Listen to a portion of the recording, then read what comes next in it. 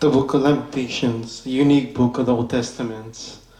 5 poems, an ominous altar that survive, a poetic reflection of the legacy of Jerusalem, of destruction, exile, 2 Kings.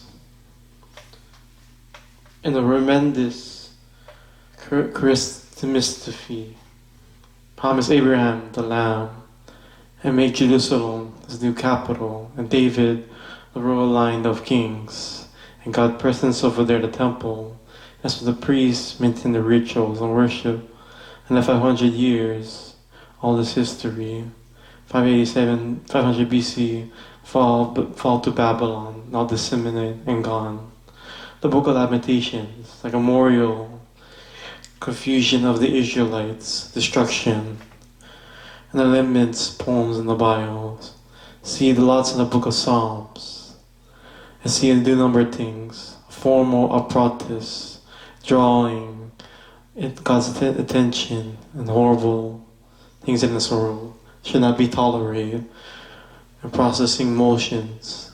And the people vent their anger, their ruins, and by people's sin and selfishness, and a place to voice confusion, suffering, ask questions about God and God's promises.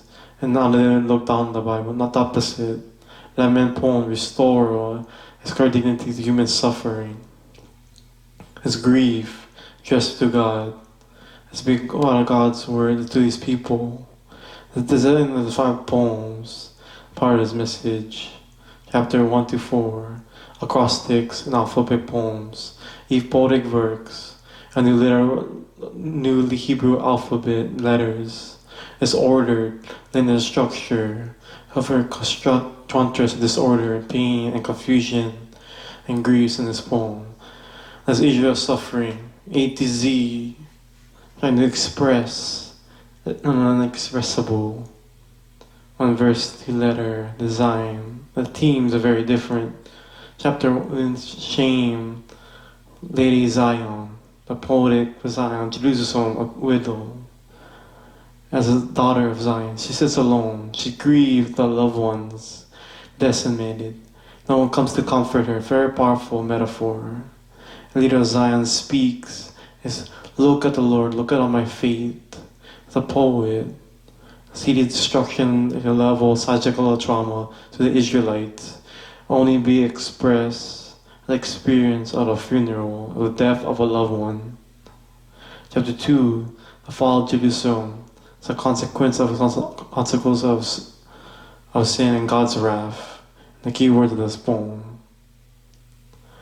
And God's wrath, spontaneous wrath, voluntary anger. Vertical poem. Talk about God's justice. Israel became a covenant of God, and they were essentially been violating, worshiping other gods, oppressing the people and the poor. Yes, God is slow to anger, but He's slow yet to anger, but He will bring His justice from a punishment to the evil. All of Babylon came to conquer the city. In this poem, God's wrath is unjustified. It doesn't keep the poet from relenting, to show compassion to once again. Chapter 3 breaks in design pattern, 3 verses per letter, the longest poem in the book. On a lonely man speaking all of his suffering and grief, representative of the people. His full language drawing from the Old Testament, lament of Job, laments of Psalms, a suffering servants of the poems of Isaiah. Chapter 2 said, in the paradoxity, gives the poet hope, and offering hope is the whole book. Because of the Lord covenant of faithfulness, we do not perish. Mercy never fail, and anew every morning. And how great is your faithfulness, O God. So I say to myself, the Lord is heritage, therefore I will put my hope in Him.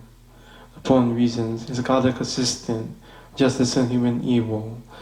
Consistent, His covenant, His promise.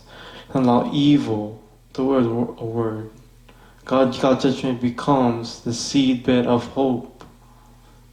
Chapter 4 becomes the same alphabet of structure in 1 and 2.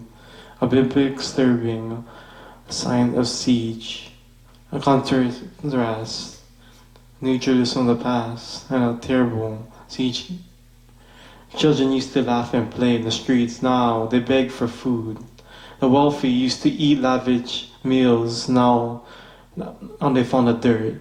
And the royal leaders used to be full of plunder, now they're vanished and dirty and not recognizable. Note the king, Line of David, used to be captured and chained away. The power shocks of this contrast, this flooring the depths of suffering of Israel was brought. The final poem is unique. It breaks the final pattern of the alphabetic poem. Alfred Conner is called as if the poet can't hold it together and grief exploded into chaos. The poem is convenient prayer for God's mercy. Beg God for mercy, suffering, abandonment.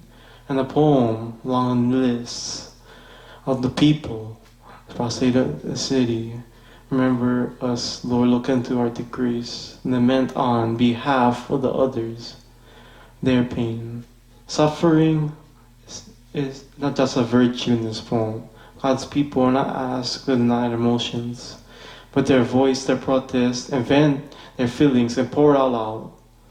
The book ends with a paradox that acknowledges, oh Lord, you as a kingdom. Israel, circumstance, why they feel like God's not nowhere to be found.